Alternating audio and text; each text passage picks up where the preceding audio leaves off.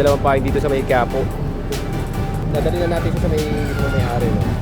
Tapos uuwi tayo dahil may gagawin pa tayong isang size 60. At babalik tayo dito sa Quiapo para i-deliver yung size 60 na nagpagawa din sa may Muslim area, no?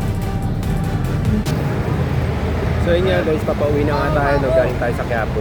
Ito yung ihahatid natin bukas, mga nagpagawa ng payong.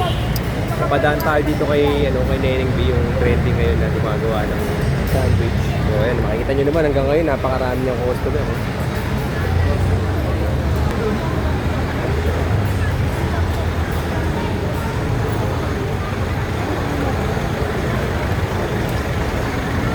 Yan yung pwesto ni Neneng B, no?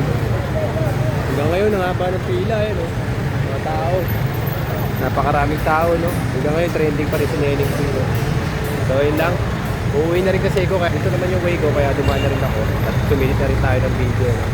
So yun lang, bye bye.